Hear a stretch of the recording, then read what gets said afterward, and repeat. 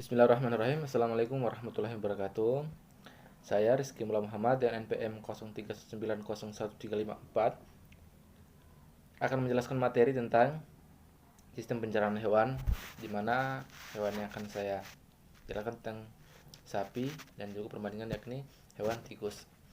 Sapi disebut juga dengan hewan ruminansia. Hewan ruminansia perlu kita ketahui terbagi atas 3 golongan atau 3 kelompok, di mana hewan ruminansia pertama yakni dengan kelompok grazer, di mana grazer ini adalah kelompok hewan yang memakan rumput-rumputan, ya. Yang kedua, golongan hewan ruminansia atau hewan ruminansia broswer, di mana broswer ini makan ranting-ranting. Tadi hewan ruminansia golongan grazer tadi contohnya seperti sapi yang makan rumput-rumputan. Golongan yang kedua itu broswer yang makan ranting seperti rusa dan lain-lainnya.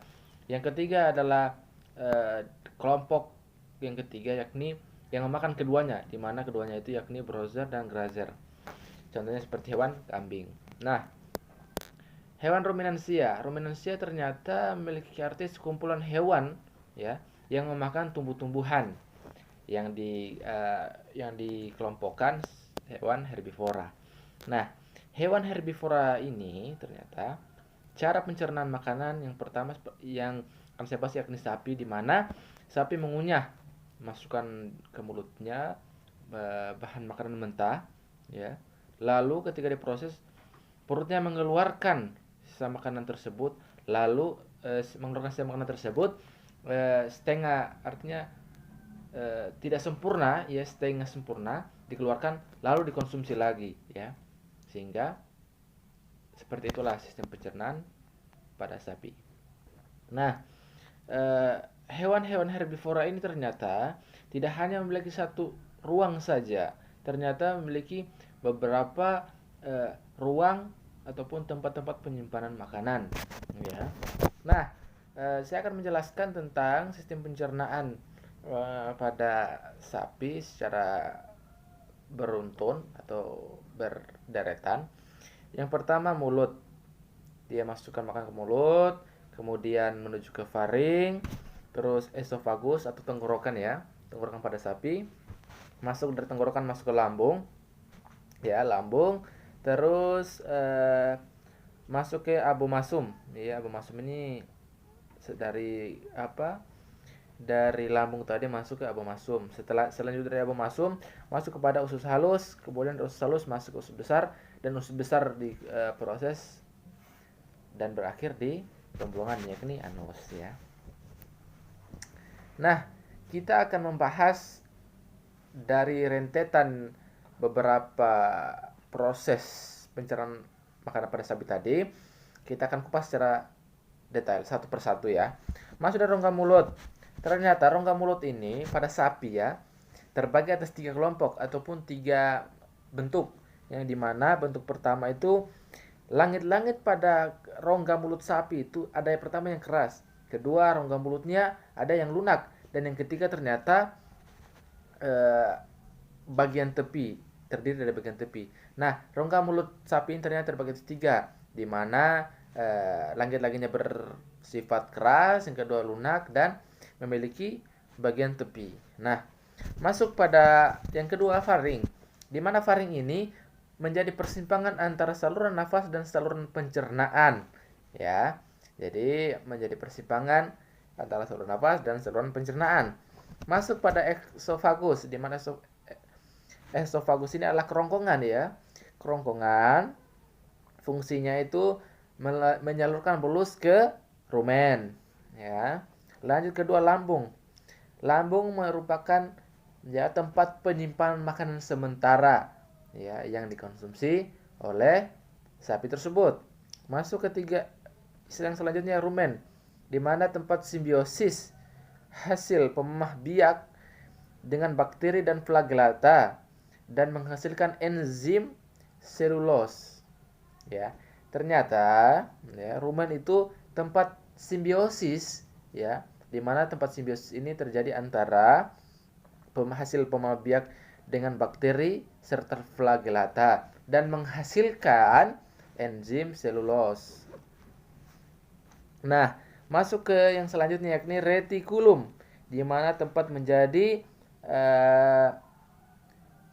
penyimpanan atau makanan atau disebut juga dengan bolus ya. Baik. Selanjutnya yakni abomasum. Abomasum memiliki fungsi sebagai tempat sekresi asam dan enzim ya untuk penerimaan makanan tadi ya. Baik. Masuk pada yang kedua, yang selanjutnya usus halus, di mana proses halus ini terjadi pemecahan makanan yang begitu sempurna ya. Jadi setelah melewati beberapa proses tadi, melewati rongga mulut, terus faring, kerongkongan, rumen, retikulum, pemasum, masuk kepada usus halus, di mana usus halus ini merupakan tempat pemecahan makanan paling sempurna ya. Jadi makanan itu dipecahkan sehingga menjadi bentuk yang sempurna. Nah, masuk pada usus besar, di mana usus besar ini memiliki ciri-ciri yakni ususnya itu besar ya, tidak sama dengan uh, usus halus tadi. Nah, demikianlah pembahasan secara berentak secara berurutan dari penjelasan sistem pencernaan pada hewan sapi. Nah, dengan ini maka melalui gambar yang akan saya tampilkan di samping saya ini, yang Anda saksikan sekarang ini, adalah kesimpulan dari sistem pencernaan sapi. Maka selanjutnya saya akan membahas perbandingan ya sistem pencernaan pada tikus. Ya, masuk pada sistem pencernaan pada tikus. Gambar di samping saya ini ya, itu adalah siklus atau sistem pencernaan pada tikus. Nah, saya akan menjelaskan sistem pencernaan pada tikus. Pertama, tikus ini ya dari mulut, terus selanjutnya masuk pada kerongkongan, masuk ke hati, lambung, usus halus, usus besar, dan terakhir pada anus. Nah, sistem pencernaan tikus dari atas saluran pencernaan atau kelenjar-kelenjar yang berhubungan, di mana fungsinya yakni yang pertama ingesti dan digesti makanan, yang kedua absorpsi sari makanan, yang ketiga eliminasi sisa-sisa makanan.